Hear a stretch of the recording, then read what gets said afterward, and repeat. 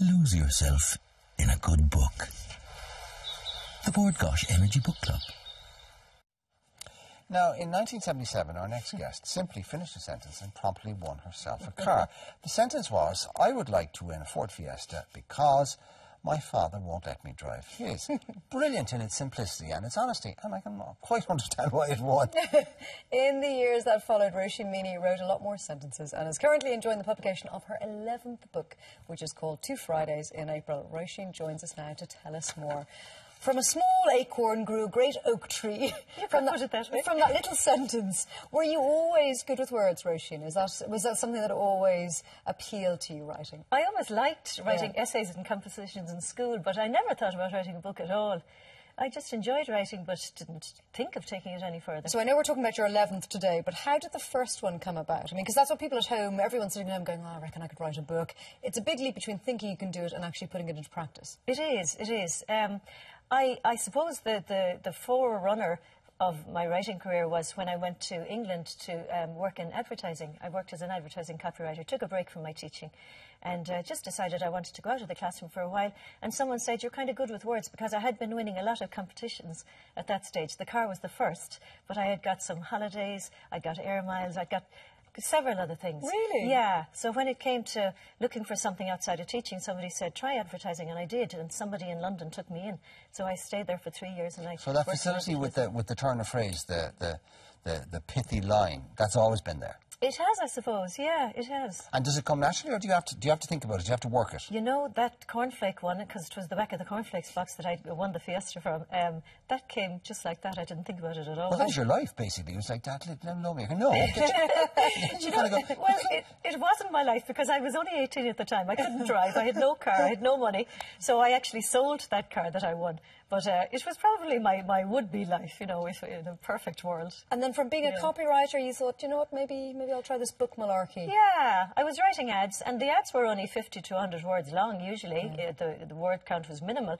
But I thought, sure, if I can write 100 words, maybe I can write 100,000 words. Who knows? I could just keep going and see what happens. Sometimes it's harder to boil it down, isn't it? Yeah, it is. Sometimes to get the essence of it. Yeah, that's right. Well, in an ad, anyway, every word has to count. That's a gift, being able to do that. Yeah. So did that mean then when it came to writing the book, you had to completely throw out what you knew about writing?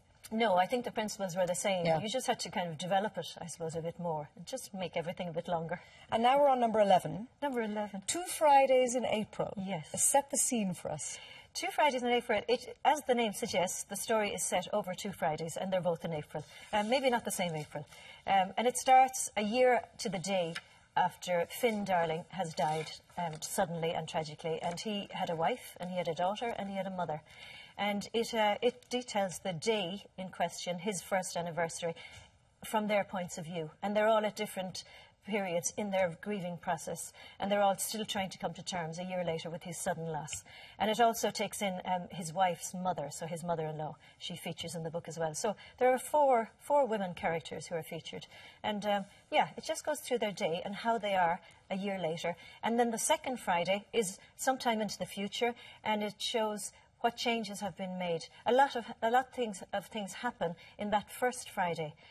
It's quite an eventful day. It had to be. You know, I was using 80,000 words on it, so I had to make a lot of things happen.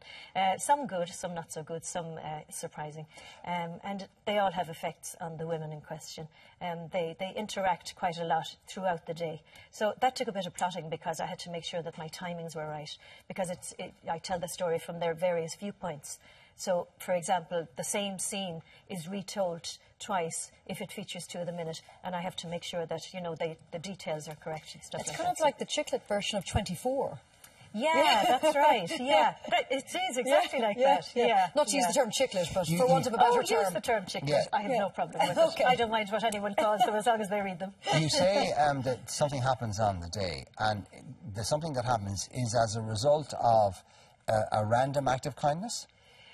Random acts of kindness come into it, because that's something that's very close to my heart. Well, that's just one little small feature in one of the character stories. And the unintended consequences of that random act of kindness. Yes. Actually, you're fascinated by, is it the Random Act of Kindness Association or Facebook page or something like that? Just the whole idea of random acts of kindness, of doing something for a stranger usually, and usually spontaneously, not planned, just with no other motive than to make that person a little bit happier. Yeah, it's a good thing to do. I just love the feeling that, you know, kindness is being spread around. Is this the sort of the American paid forward concept as well? Yeah, it is. The paid forward is nearly an offshoot of the random acts of kindness, because it's a step further, I suppose.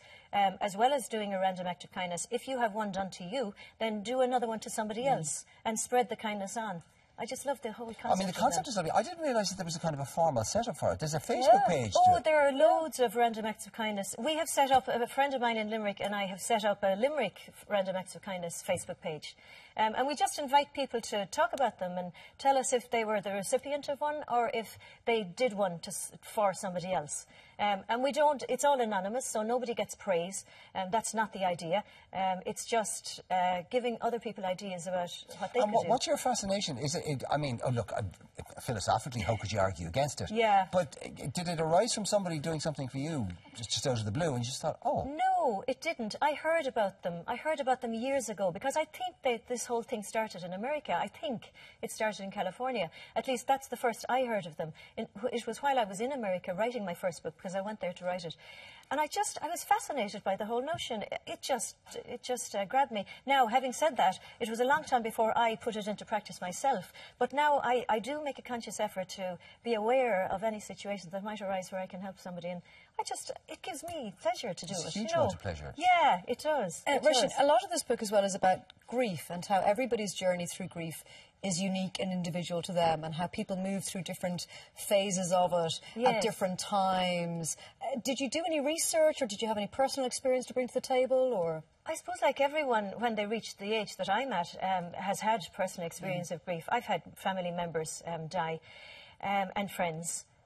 So I suppose I was using a bit of that. And also then, I suppose, I had to imagine a lot of it, because I don't know what it's like to have your son die. I don't know what it's like to have your husband die, or your father die. No, my father's still with us. To think about that for a minute. Sorry, Dad. But I suppose I knew a little bit about grief. And like you say, it is different for everyone.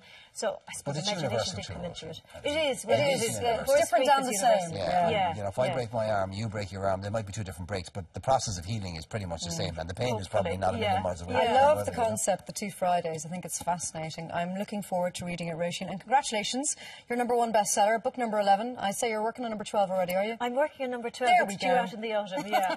Come back to us then. I would love to. Roisin, thank you very much. Pleasure. Thanks very much. Now, speaking of books, congratulations to Jennifer O'Rourke from County Wexford, who is the winner of this month's book club competition. You can read her review by going to tv3.ie/book club. Next month's book club choice is Paula Hawkins, The Girl on the Train. I cannot wait to read this because we had her on the show there last week. If you would like to be in with a chance of winning a book club goodie bag and a Versus tablet, then send us your review by Friday, April the 24th. You can email them to irelandam@tv3.ie, or you can post them to Bord Gáis Energy Book Club, TV3 at Westgate Business Park, Ballymount, Dublin 24.